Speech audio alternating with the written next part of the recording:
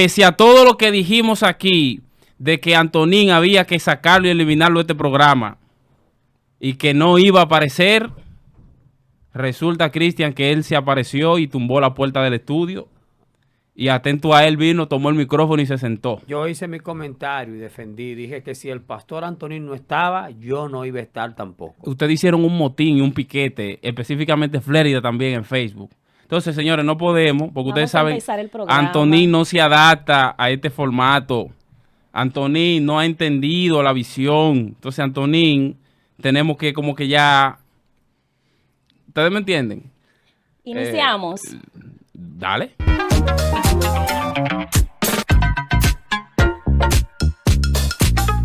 Bienvenidos una vez más a su espacio Interactuando el Podcast en su nueva temporada.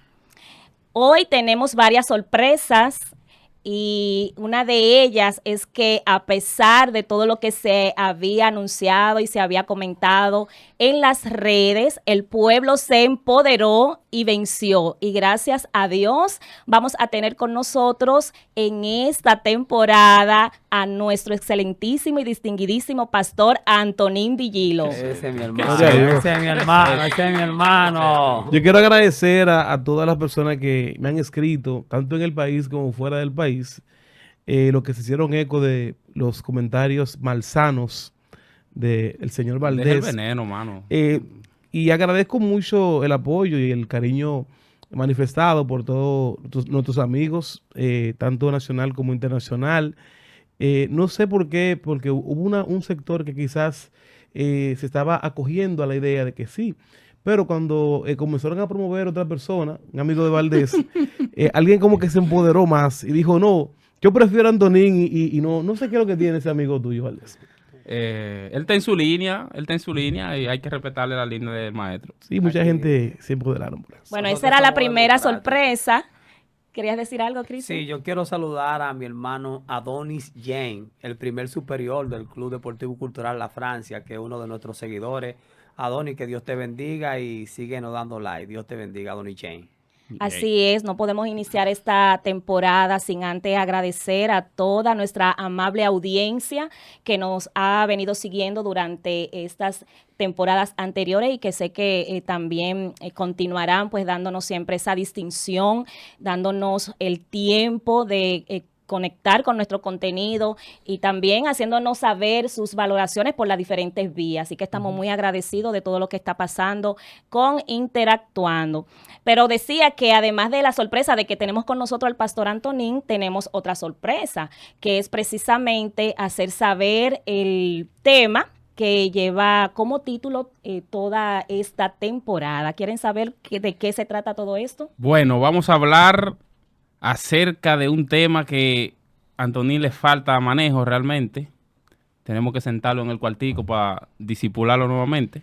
No creo. Yo creo que el tema es más relevante que hablar de Antonín. Pero espérate, varón. Gracias espérate, por varón. tu afecto y tu cariño. Sí. Señores, vamos a hablar acerca de los 10 mandamientos. Excelente. Los 10 mandamientos, Ayúdanos. que de hecho salimos a preguntarle a la gente acerca de si conocía los 10 mandamientos, alguno específicamente, o el orden, si podía memorizar 3. Pero usted, cuando te refieres a los 10 mandamientos, ¿a cuáles 10 mandamientos te refieres? A los 10 mandamientos del Antiguo Testamento. Okay. Al decálogo de Moisés. Es bueno hacer la aclaración. Al decálogo de Moisés, que Porque podemos encontrar en Éxodo, en Éxodo 20. Ok, pero antes de nosotros entrar de lleno a lo que es el primer mandamiento, pues vamos a dejar que Flérida se encargue de hacer una introducción a vuelo de pájaro ahí del tema. Sí, brevemente. Bueno, lo primero es decir que tal vez mucha de nuestra audiencia notará algo extraño que hayamos decidido tener toda una serie de los 10 mandamientos, porque es diferente a lo que hemos venido haciendo. Sin embargo, prometemos que este paseo, este recorrido por el Antiguo Testamento, lo vamos a hacer muy a nuestro estilo, ¿verdad? Y con una aplicación es la palabra, actualizada, si se puede decir. Porque en este tiempo que nosotros vivimos, donde la desmoralización o los niveles de inmoralidad, ¿verdad?, se han degradado de una forma tan alarmante, al extremo de que en las instituciones, en las escuelas, incluyendo en la iglesia, este tema de los 10 mandamientos como que se ha olvidado y se ha abandonado, cuando debería ser lo contrario, porque precisamente en este tiempo debería ser cuando este sería uno de los temas oportunos o pertinentes. Así que a nosotros nos preocupa esto de que se haya como dejado de lado el tema de los mandamientos, que es un tema tan importante y tan relevante para todos nosotros. Así que nada, esperamos que esta temporada sea de bendición para toda nuestra audiencia, como todas las anteriores. Eso es así. Pastor, ¿va a decir algo? No, creo que la introducción estuvo correcta. Ok. Entonces, Flérida, ¿qué es lo que con qué se come eso? ¿Qué son los 10 mandamientos para la audiencia que puede tal vez no saber del tema o que tal vez es la primera vez que va a escuchar esto? Cuando hablamos de los 10 mandamientos, ¿a qué nos referimos? Bueno, los 10 mandamientos son ese código, ¿verdad?, de leyes que se le entregó a la nación de Israel luego de su salida de Egipto, y en sentido general yo creo que en primera instancia estas leyes se le entregaron a ellos para poder sacar a Egipto del corazón de ellos, porque ellos habían salido de Egipto, pero Egipto todavía continuaba en el corazón del pueblo. Entonces Dios le da a ellos un sinnúmero, bueno, luego llegó a convertirse esto en 613 mandamientos, pero originalmente fueron 10 mandamientos lo que se le dieron al pueblo allá en el monte Sinaí, y el pueblo de Israel necesitaba estas ordenanzas, el decálogo, como también se le conoce. ¿Por qué? Porque ellos tenían que conocer a Dios, al Dios que ahora iban a servir, y que era un Dios diferente a todo lo que ellos estaban acostumbrados en Egipto. O sea que los 10 mandamientos más que nada es la revelación del carácter moral y especialmente del carácter de la santidad de Dios que el pueblo debía de conocer y obedecer.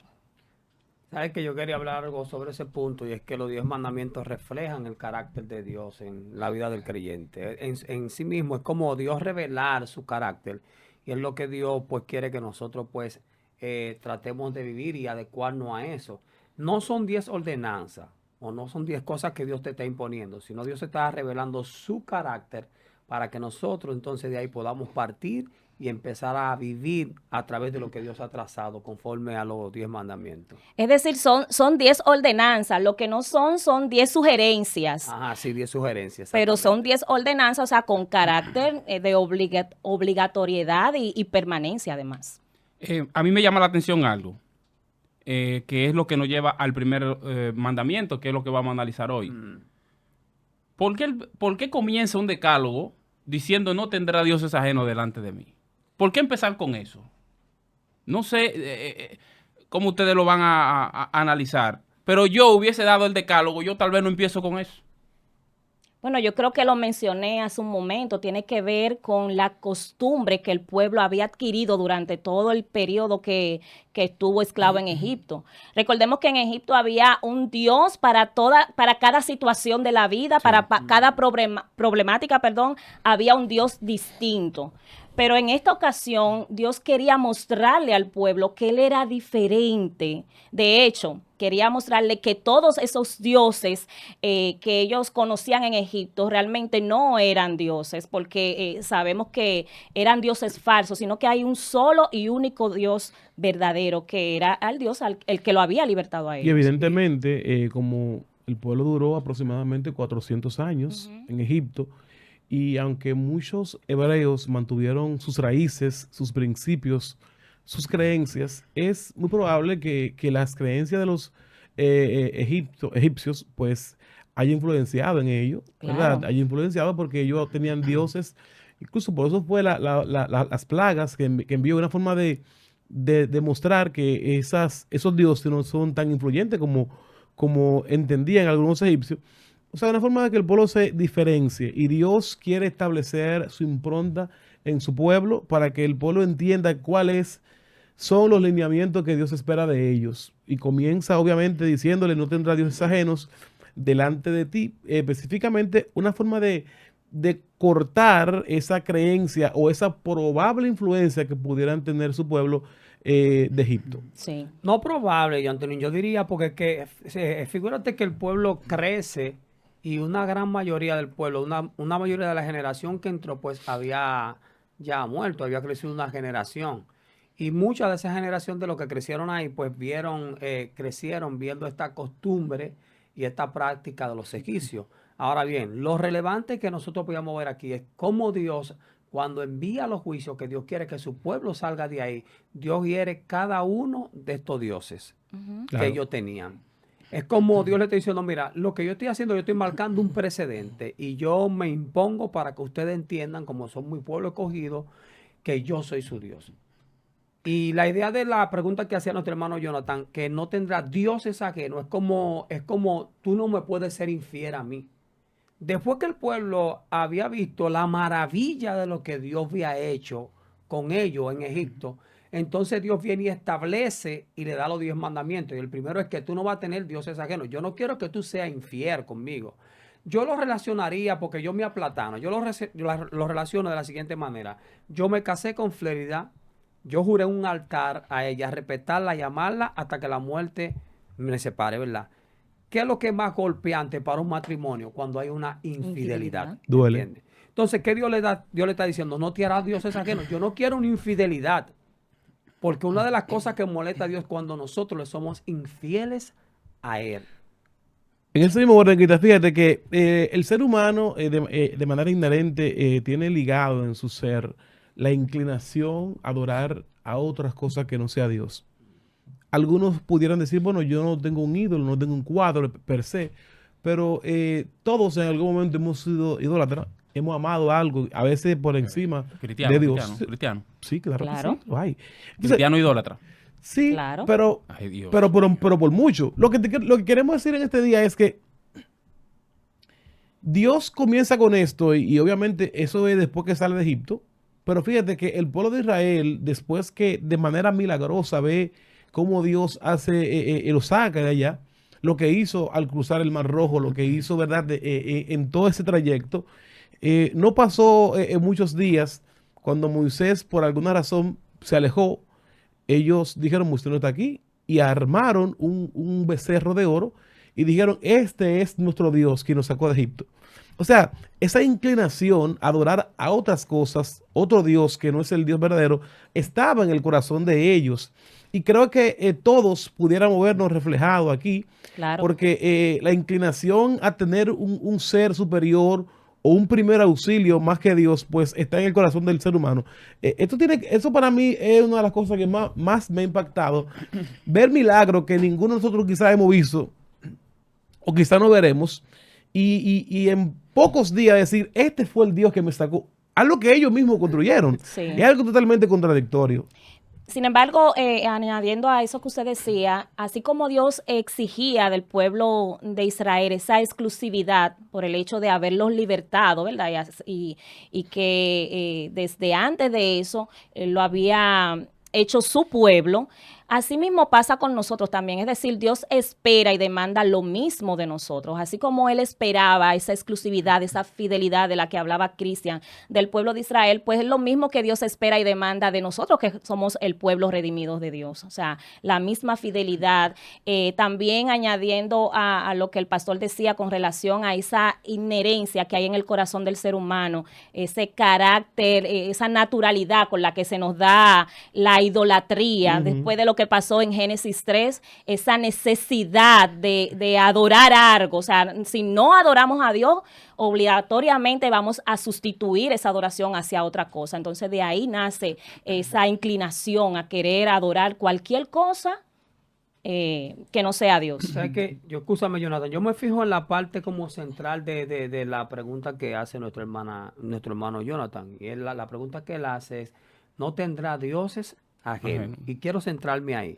Y me voy al libro de Osea, del profeta Osea, cuando Dios le dice que tomara como mujer una mujer prostituta. Y ese hombre vivió un calvario. Esa mujer le fue infiel y él lloraba y que si yo que él le preguntaba a Dios, era para Dios hacerle entender algo al profeta. O sea, mira, así como te trata ella, así como ella es infiel contigo, tú aún respetándola y valorándola y cuidándola, así mismito es Israel, así mismito es mi pueblo conmigo de leal, infiel. Y eso yo digo como es como que si a Dios como que eso le golpea fuerte. La infidelidad es como que algo que a Dios lo golpea porque es una impronta de Dios. No tendrá dioses ajenos. Yo no quiero que tú me seas infiel. Yo quiero que tú permanezcas fiel, independientemente de cualquier cosa, permanece fiel, séme fiel a mí. Y Dios como que exige eso. Y muchas veces nosotros, sin darnos cuenta, estamos siendo infieles a Dios. Claro. Cuando no le damos el tiempo que Dios se merece. Cuando pausamos lo de Dios. Cuando ponemos lo de Dios en segundo lugar. Cuando tenemos más preferencia por un trabajo, por cualquier cosa, que servir a la obra de Dios. Ahí nosotros estamos entrando en un lapso de infidelidad. Y son cosas que a Dios no le agradan y algún día Dios pues nos llamará cuenta. Que Dios aborrece. De hecho, la palabra de Dios es enfática cuando se refiere a la idolatría, porque la idolatría es un atentado contra la gloria de Dios. O sea, darle la gloria que le corresponde a Dios a cualquier otra cosa, eso para Dios es abominación. Dice una famosa frase que el corazón es una máquina fabricadora de ídolos. Uno de los grandes reformadores decía eso. Automáticamente usted dice que eliminó un ídolo, de que ok, ya el vaso no va a ser mi ídolo, fabricamos otro automático. O sea, yo quiero seguir la línea argumental que sigue el pastor Antonín. Antonín menciona que el pueblo de Egipto, de Israel, Dios le da las leyes, ¿verdad? Sí. Se la da a Moisés, Moisés se la transmite. Pero automáticamente Moisés se aparta un tiempo para estar en comunión con Dios. Ellos necesitaban algo. El pueblo quería ver algo, ¿verdad? Sí. Ok. Pero cuando van a entrar a la tierra prometida, precisamente uno de los mandatos que el Señor le da es, señores, miren, cuídense de mezclarse con los pueblos paganos que están alrededor, para que esa gente, ustedes no caigan en su misma idolatría y adorar a sus dioses y demás. Efectivamente, fue lo que no hicieron. O sea, la advertencia de Dios era continua, era constante, porque Dios sabía, o sea, conociendo a Dios la naturaleza de los seres humanos, que se le olvidaba y que había en ellos esa inclinación natural hacia adorar algo que no era precisamente Él. Y es lo que pasa todavía hoy en día. Por eso yo decía, perdón, pastor, que sé que quiere decir algo, yo decía al principio que este tema de los 10 mandamientos, o sea, lastimosamente se ha descuidado bastante. Antes eran cosas que se enseñaban en las escuelas, en las instituciones. Muchas de las leyes que hoy conocemos de jurisprudencia y demás vienen de ahí, pero incluso en nuestras congregaciones difícilmente vemos estudios que tengan que ver con esto o mensajes que tengan que ver con eso. Al extremo, pastor, que si usted le pregunta a algunos creyentes cuál es el primer y el último mandamiento, no le van a saber decir. Definitivamente. Y yo creo que, como decía Flérida, la insistencia de Dios o la reiterada advertencia para que el pueblo no cayera en lo que es idolatría, pues responde al deseo de Dios de evitarle la consecuencia que esto trae.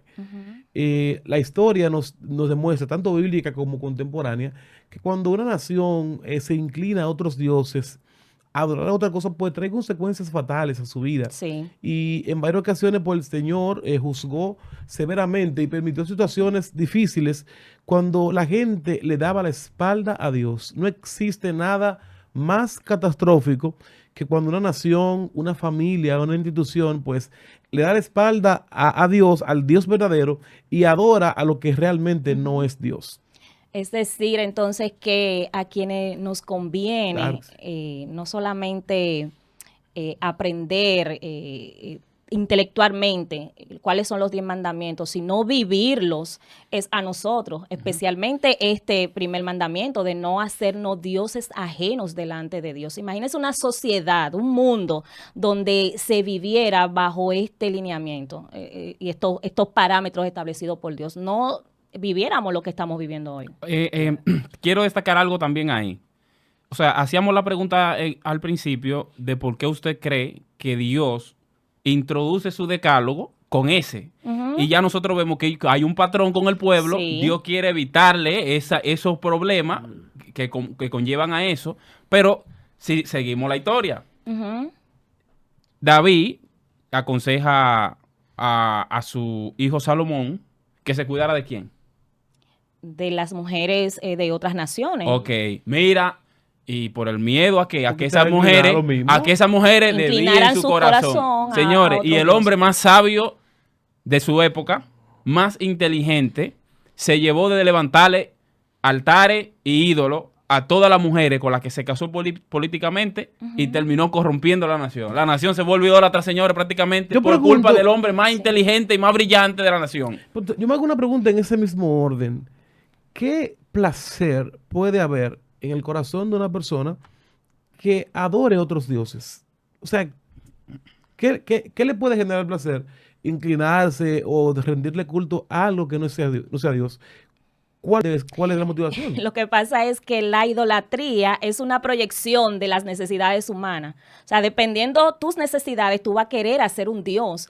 Y yo comentaba con Cristian creo que era contigo, creo que era con mi hermana, que hablábamos sobre eso. Y yo le decía, la gente necesita adorar a algo. Exacto. Sin embargo, tú le ofreces a Dios y ellos no quieren a Dios. Claro.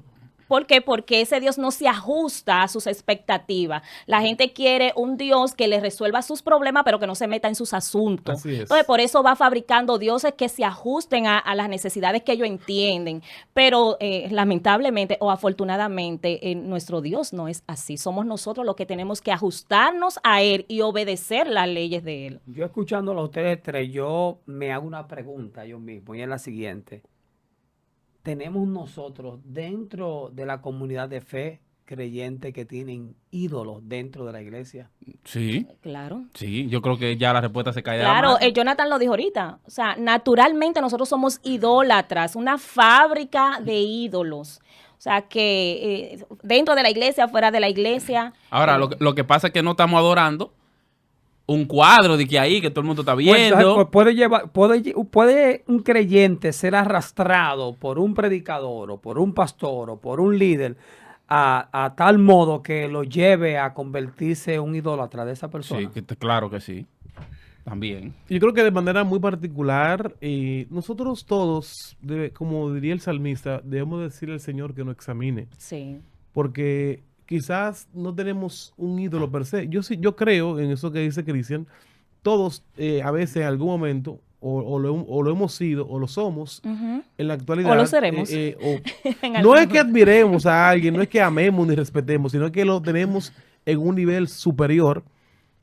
Y todas las denominaciones, no que si fuera pentecostal van a tener un Gigi Ávila, un fulano de tal, pero también los reformados tienen personas que solamente hablan de ellos. Entonces, una cosa es que respetemos como debe ser, amemos a nuestros líderes, pero ese sentido de exaltarlo más allá de lo que realmente es, sí, es así. Pero hay cosas más puntuales que quizás nos convertimos en adoradores. Yo escuché un creyente en algún tiempo, un joven, sobre todo en tiempo que estaba muy en boga, una red social, que él me dijo, mira, yo comencé como a las 11 de la noche y yo estaba ahí la noche entera, y cuando yo miré atrás, que vi que estaba amaneciendo ya, yo me di cuenta que yo amanecí jugando.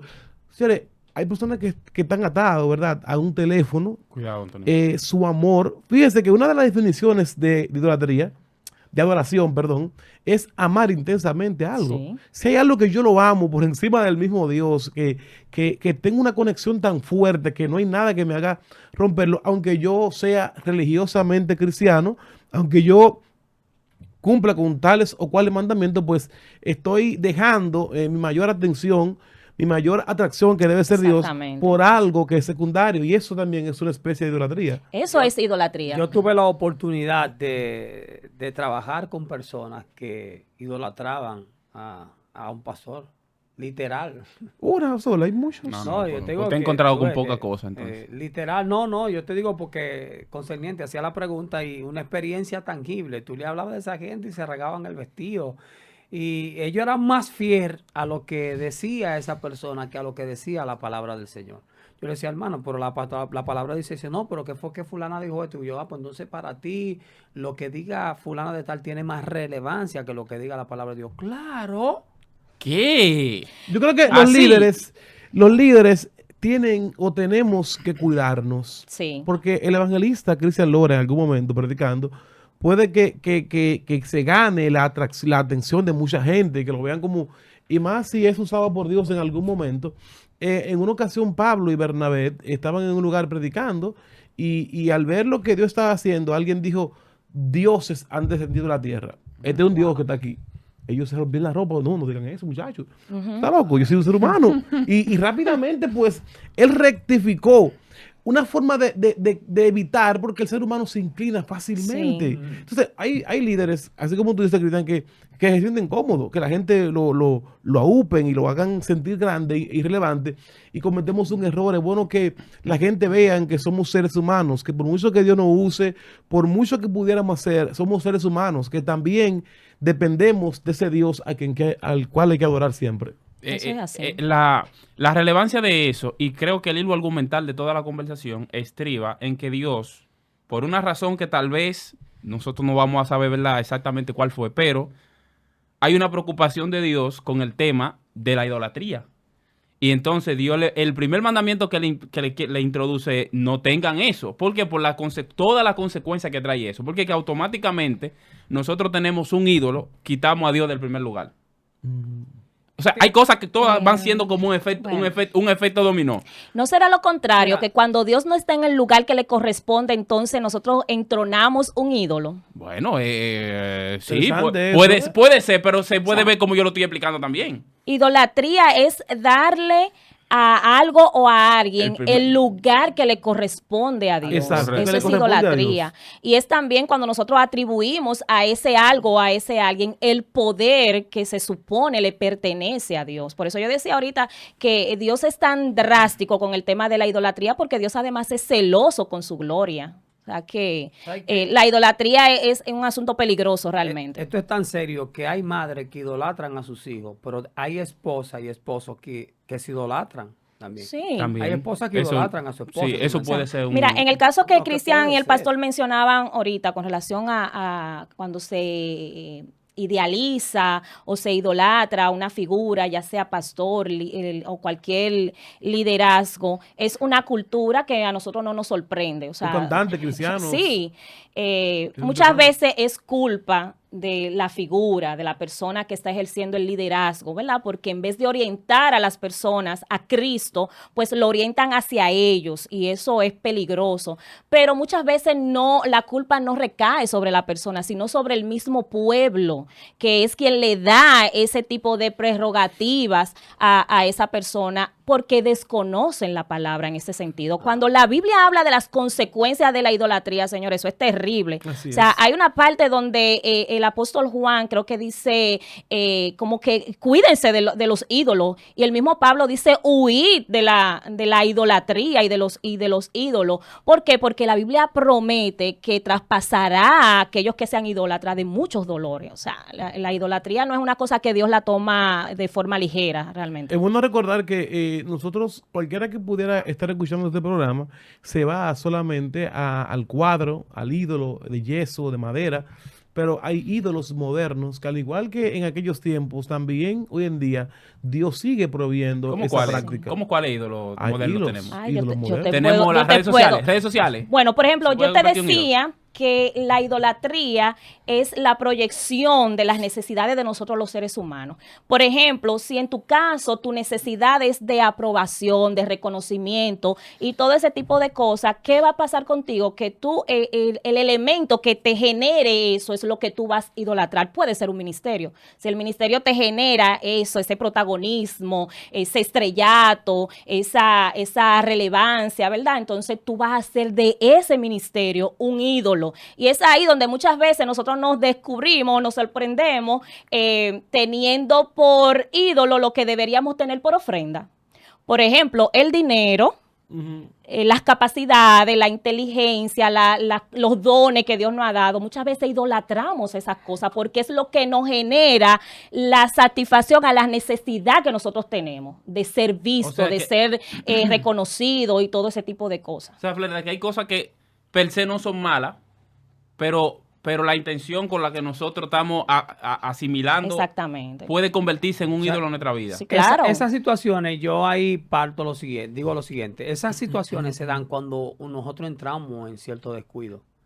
Cuando tú descuidas lo que es tu relación con Dios de tal forma que Dios te conduzca por lo real, por lo esencial y por lo verdadero, entonces tú te abateces y te llenas con aquello que te produce gloria, que te hace sentir grande, que te genera eso. Entonces, ahí adentro, sin darte cuenta, sin darnos cuenta, podemos tener un altar. Exactamente. Por ejemplo, si mi necesidad es de recursos, de dinero, de obtener cosas, posición y cosas materiales, pues entonces el Dios mío va a ser el dinero. Y por eso decía que muchas veces nos sorprendemos teniendo por Dios aquello que deberíamos tener por ofrenda, porque el dinero es bueno, incluso para la obra de Dios, que, ¿verdad?, camina en muchas de sus formas con dinero, pero nosotros no estamos llamados a adorar el dinero, ni ambicionarlo y tenerlo en primer lugar como nuestra necesidad primaria, sino que Dios debe de ser el centro de nuestra vida y nuestra necesidad primera. En ese mismo orden, fidelidad, fíjense lo que dice Pablo en Colosenses capítulo 3, versículo 5. Haced pues morir lo terrenal en vosotros, fornicación, impureza, pasiones desordenadas, malos deseos y avaricia, que es idolatría. Si usted pensaba que idolatría es usted ir el 21 de enero y arrodillarse, señores, pudiéramos nosotros estar envueltos en idolatría con simples actitudes y acciones que no glorifican a Dios. Claro. Hay personas que dicen, yo quiero buscar a Cristo, pero no puedo dejar a las mujeres. Obviamente, ese es tu Dios. O una botella de alcohol, no puedo dejarla. Ese es tu Dios. O sea, claro. Cuando algo tiene más poder sobre mí, más atracción, más relevancia que el yo adorar al Dios verdadero, pues simplemente ese es nuestro Dios. Es probable que nosotros estemos como aquella mujer samaritana que Jesús le dijo, usted no sabe a quién están adorando.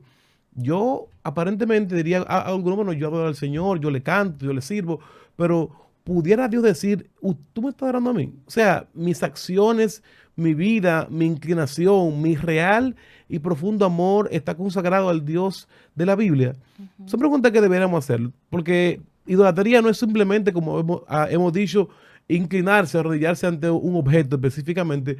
Hay acciones y actitudes que bíblicamente también se convierten en idolatría. Yo tenía mi batalla con eso, varón. Yo tenía un ídolo. Ahí vamos. Cuando me convertí y estaba luchando, duré. Sí, pero tú luchaste con todo, pues, claro, varón. Mucho principado. Uno tiene su batalla. ¿Qué pasa cuando yo me convierto? Sabes que yo jugaba baloncesto y ando yo recibía aceptación. El basquetbol era como mi escape a todo. Era como mi escape a todo. Era como mi casa. Yo podía decir mi primera casa. Mi segunda casa, donde yo vivía, me bañaba, pero luego volvíamos para la cancha. Y yo tenía un problema grave con eso. Un problema grave, tan grave con eso, que a veces yo tenía que ir a predicar a sitios que me invitaban y yo me quedaba jugando basquetbol, se me olvidaba. ¿Qué? Habían actividades que yo tenía también compromiso y yo la dejaba en segundo plano por quedarme jugando basquetbol.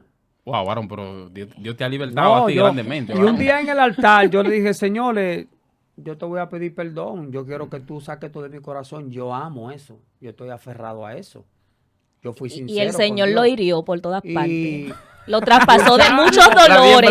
Me consta que lo traspasó de muchos dolores. Me cayeron algunas plagas. Dios mío, Señor. Me cayeron algunas plagas. Hombro, rodilla, espalda. Pero hoy, gracias a Dios, uno aprende porque fíjate que no había como esa madurez todavía. No había esa madurez, todavía no había ese conocimiento tan pleno así del Señor. Pero son cosas que Dios permite hasta que tú la vivas para que después mañana tú puedas, tú me entiendes, ayudar a otro que se está pasando por una situación similar a la que tú viviste. Hoy yo voy a la cancha, la miro, veo el basquetbol y punto y ya.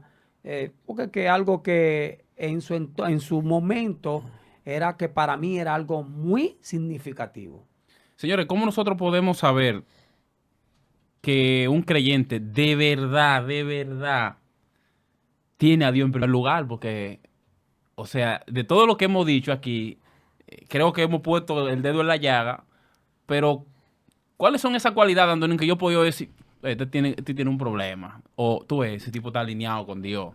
Porque uno como que lo deja ver. O sea, hay cosas que uno consciente o inconscientemente, tarde o temprano, por ejemplo, yo puedo tener un vicio con el videojuego, pero ustedes no se dan cuenta.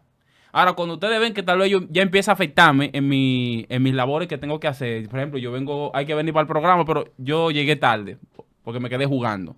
Ya se empieza a notar que tengo un problema. Sí, claro. Entonces, ¿cuáles son como esas características que evidencian que una persona puede tener un problema de idolatría? Suena fuerte, ¿verdad? La pregunta. Pero... ¿O la idolatría o que tiene a Dios en primer lugar?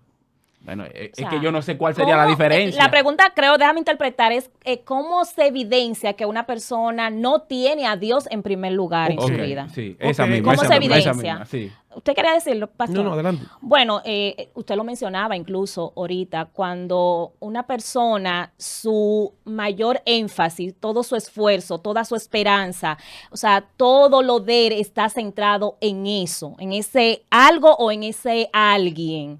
O sea, dime dónde tú pones tus recursos, tu tiempo, tu energía, todo lo que tú tienes como valioso en tu vida. Y no yo, la palabra te va a decir quién realmente es tu Dios. La Biblia dice, escúcheme, pastor, que donde está tu corazón, allí está tu tesoro, ¿verdad? Efectivamente. Hay que ver a qué se inclina tu corazón y dónde está inclinado tu corazón, Exacto. valga la redundancia. Si tu corazón está inclinado en tu trabajo, a tener posesiones, a querer ser millonario, a tener un buen vehículo, que aquello, no es cuidándonos de caer en el punto de la mediocridad. No es que tú no aspires a tener cosas. Yo tengo aspiraciones de tener cosas, de tener mi casa, de tener mi buen vehículo. Claro, todos. Pero con mi cabeza con mi pie sobre la tierra y entendiendo que Dios está por encima de todo eso. Claro, pero incluso hay cosas puntuales en las que se evidencian. Tú mencionábamos el trabajo. Por ejemplo, hay personas que a su trabajo no llegan tarde, no faltan. O sea, si tienen que desvelarse, trasnocharse, amanecer trabajando, lo hacen. Pero cuando se trata de las cosas de Dios, siempre habrá una excusa. Mire, siempre están cansados. O sea, igual, perdón, pastor, con la familia. O sea, matan por su familia, Así o sea, se agarran la universidad también por todo. Los estudios, por lograr sus metas, sus propósitos, los sueños y anhelos que tienen en su corazón, pero cuando se trata de las cosas de Dios, siempre relegan, siempre hay un cansancio, un malestar, un asunto. Entonces ahí se evidencia de que realmente como decía Cristian, Dios está muy lejos de ser el Dios que reina en ese corazón. ¿Sabe que Dios condenaba al pueblo por el pecado del menosprecio? Y eso es lo que pasa. Cuando tú no tienes a Dios en primer lugar, tú menosprecias lo de Dios. Y eso es funesto ante Dios. Dios nos guarde a nosotros. Claro. Yo soy de una generación, no muy atrás, que la persona que le servían al Señor, o lo que yo conocí, con la cual me codeaba, era gente que se entregaban a Dios totalmente. Quizás de una forma, vamos a decir, un poquito fanático. Los cultos eran de lunes a lunes. Los cultos llegaron a acabarse a la 1 de la mañana. Oración, vigilia, retiro, oración. Y la gente predicaba en la calle, predicaba en los hospitales. Había pasión, había devoción, había compromiso. Yo le decía en estos días, el pastor, mi primer pastor que yo tuve, él nunca me visitó. Vamos a decir que fue un error. Nunca fue a mi casa. Nunca me dijo, Antonio, hay que ir a la iglesia. ¿Qué te pasa? Que no está yendo, que no está orando. A nadie le enviaba un mensaje por WhatsApp. No había fiche de qué culto. Y la gente acudía. El culto es el lunes, qué sé yo, a tal hora, oración. Y el culto de oración era 2 horas de rodilla orando, mira, hasta para que el Señor reprenda el príncipe de Persia. Entonces, yo no sé si soy yo, pero yo noto una generación un poquito tan light. Yo no sé si soy yo, pero es tan difícil que la gente se congregue hoy en día, que la gente quizás, no me refiero a ir a la iglesia solamente, que tenga un devocional en su casa, pero la gente está muy empoderada por su sueño, como ahorita decía Flérida. Hay gente que se ganan siempre en su trabajo el empleado del mes, porque son excelentes, llegando a tiempo, cumpliendo con las métricas, son sobresalientes a nivel universitario, pero en cuanto a la cosa del Señor tenemos justificaciones con mucha frecuencia para no ir. Nosotros antes íbamos, yo he visto personas que van a su trabajo en una guagua, cuando la guagua casi doblada en la mañana. Tú vas a las 7 de la mañana, la guagua inclinada, hasta en el bumper, gente de subida. Esté o no esté lloviendo. Esté o no lloviendo. Si no tienen el pasaje, lo piden. Hay que quedar bien, hay que... Pero para lo de Dios, tomamos el permiso. Como tú, Cristian, yo he escuchado a personas que no fui al culto porque fue a la cancha a jugar. En estos días alguien dijo, hay culto en la iglesia porque el Día de la Madre. Pero ¿de cuándo una actividad tan Señores, estamos a un nivel que iglesias dejaron de dar culto el Día de las Madres porque para que las madres disfruten, el Día de los Niños porque es su cumpleaños. Y dejamos de honrar al Dios verdadero para adorar ídolos modernos. Mire, pastor, antes de que Jonathan continúe, no quería dejar de decir esto relacionado a lo que usted menciona. Y es que en una ocasión un hermano me dijo como que estaba buscando la manera de cómo excusar su falta de anhelo y de deseo por congregarse. Y le decía como que para él eso no era tan necesario. Y yo le dije, bueno, tal vez para ti no lo sea, para mí lo es. No, porque es que eso no significa nada, el hecho de que tú te congregue o no te congregue como que no es tan determinante para ver la calidad de cristiano que tú eres. Yo digo, bueno, no estoy de acuerdo contigo porque realmente yo creo que sí es un medidor. Cuando tú estás bien, cuando Dios está en el lugar que debe de estar en tu corazón, tú vas a anhelar estar cerca de todo lo que se relacione con Dios. Y yo se lo decía por mí, yo decía, a mí me ha llegado mi baja espiritual y lo primero en lo que yo me doy cuenta es que no quiero ir a la iglesia. Exacto. O sea, cuando mi vida está por lo menos mínimamente adecuada y Dios está ocupando el lugar que mínimamente debe de ocupar en mi vida, mi deseo es estar en la casa de Dios e irme a gozar con los hermanos, cantar cántico, leer la palabra, escuchar los mensajes. Sin embargo, cuando yo no estoy en esa condición, es todo lo contrario, te llega una apatía, una indiferencia, como decía Cristian, un asunto de despreciar todo eso y anteponer otras cosas a las cosas que antes sí te apasionaban. O sea que para mí sí es importante eso y sí es como algo que evidencia realmente el lugar que Dios ocupa en tu vida. Yo quiero... Déjame decir esto. Espérate. Mira, no, porque no quiero que se me vaya. Cuando el pastor Antonín hablaba, él decía algo y era que él ve como esa falta de dedicación en los creyentes.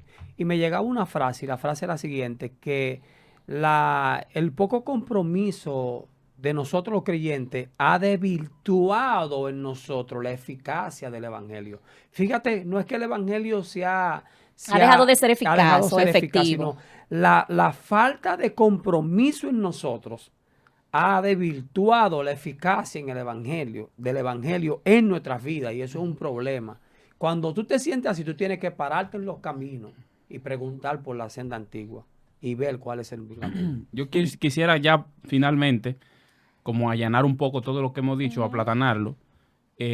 Cuando nosotros pensamos en este primer mandamiento y pensamos, ¿verdad?, en que no debiéramos ser idólatras, aunque nuestro corazón es una máquina fabricadora de ídolos, pero dejemos de pensar en el cuadro de la Virgen fulana, dejemos de pensar en la estatua de fulanito de tal. No, vamos a pensar en las cosas de nuestro tiempo y nuestra generación, lo que nos están haciendo daño. Antonín, el celular, redes sociales, series, deportes, música. O sea, hay muchísimas cosas, Antonín, hoy que se han convertido en una distracción tan grande, pero fíjate, solamente le llamamos distracción.